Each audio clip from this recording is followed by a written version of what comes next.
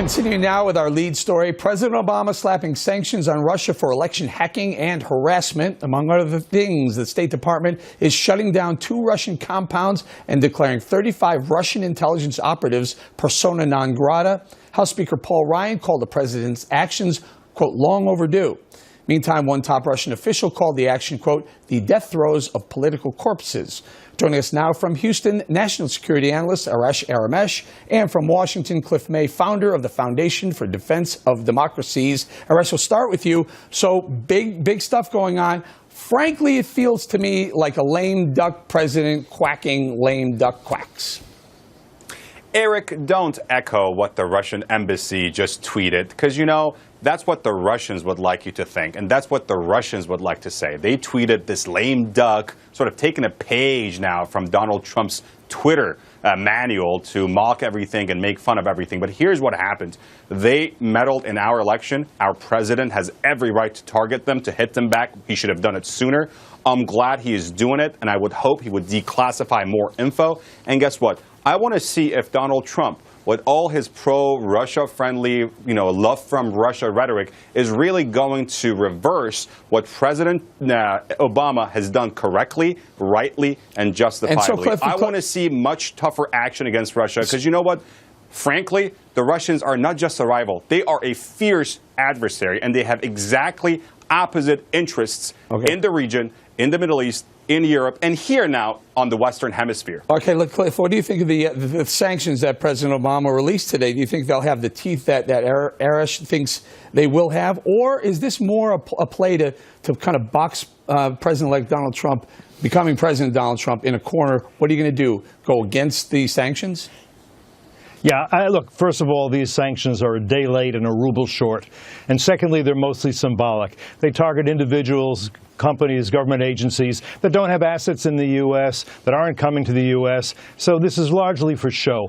What I hope it does focus on is something that the Obama administration did not focus on in a comprehensive manner during the past 8 years, and that is the threat of both cyber espionage and cyber warfare, kinetic warfare, doing destructive activities. Espionage we all do. We're using cyber espionage as well. We don't know whether the Russians interfered. Well, they interfered in our election. We don't know that they had any impact on our election. Of course, President Obama interfered in Israel's elections just a couple of years ago, spent taxpayer money to try to defeat Netanyahu. So it's good for the goose, maybe good for the gander. What we really need to do What we need to do here is focus on cyber espionage and decide where our red lines are. And as far as cyber warfare goes, we need to run a cyber arms race, and we need to win it. Let me ask Arash. So the Obama administration decided that they're going to expel some 35 Russian diplomats that they call, I guess that would be called spies. Otherwise, you would let them stay. So they're going to get rid of them. And they're shutting down 2 compounds that they figured were spy, let's call them hubs or cells. But why now? I mean, why now? If they knew about these things, why didn't they get rid of these things months or years ago? We have confirmation now from 17 different intelligence agencies that not only the Russians were involved, but very high. Do we? Oh, we do. We do. Do we have FBI, evidence? CIA. Do we have any evidence? We do have evidence. Where is it? Absolutely. Where is it? It would be declassified. Well, you know what? Do you trust the Russians or do you trust the American? I don't know 17 why American President intelligence Obama agencies decided to go with the sanctions without showing just one form of evidence. Just prove it. I'm not saying he doesn't have it, but before you do something, show it. And this is rich. This is really rich. I'm surprised that a conservative like yourself and someone at the FDD, Foundation for Defense of Democracies, and I have a lot of respect for Cliff, but you guys are taking the Russian side on this. This is, they meddled in American elections. We should hit them hard. They did. We should take action. We should. And we should defend American interests. But I want to see the proof. I don't care who won. I want to see the evidence. I'd like to see. All right, listen, maybe I don't mean anything. Here, let me read this, Arash. Let me read this. New York Times, right? Left wing. Let's call them left. They've been pro Obama. They've been pro Hillary. New York Times. I'm quoting. Despite the fanfare and political repercussions surrounding the announcement, it is not clear how much real effect the sanctions may have. Point being, no teeth. Quacks like a duck. It's got to be a duck. Yeah, let me say And that guess again. what? Go ahead, I'm go. glad this Go was ahead, done. It's largely symbolic, but the bigger picture here is that the Chinese, for example, have been stealing libraries of valuable classified information from us for years without repercussions. The North Koreans have done damage, and the Iranians are the other adversaries we have in the cyber domain. We need policies, and I hope we'll have them in the next administration. I'm not guaranteeing that we will. That deals with all of these. And you're right. And Cliff is right. We should go after both.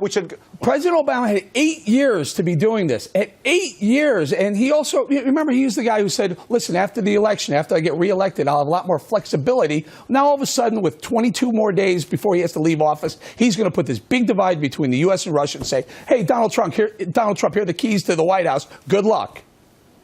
Oh, the big divide between the U.S. and Russia existed the day that Putin took office, right before New Year's in 1999, in 2000, as a matter of fact. So that big divide has always been there. But it wasn't there when he said Hillary Clinton over there to, quote, reset. It wasn't there when he offered that when I get reelected, we'll have more flexibility. And you know what? And Cliff is right. And Cliff is right. If the Iranians and the Chinese and the Russians, or anybody for that matter, is hurting American interest, we should go after them. We should do Cliff it isn't right. stiffly. We're all we should right. do it we all firmly. agree on that. And we haven't done it. No one said differently. I just want to know.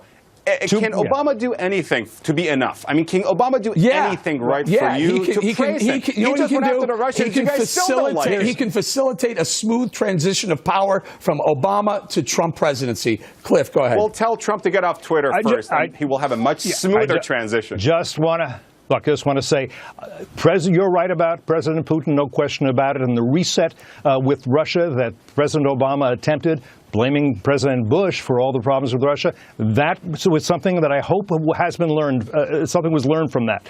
Right now, what we have is a problem, and that has not been addressed. Again, with cyber espionage, we conducted too, so we have to be careful how much we do, and cyber warfare, which could be as dangerous as any kinetic warfare we face. And I do think that's the thing. What I would like to see, and I agree with Eric on this, you would like to see the president and the president-elect talking about how one can help the other. That was not done in terms of UNESCO. That has not been done here, and that's going to be a problem for the next 3 weeks. I got 20 seconds, Arash. Last word.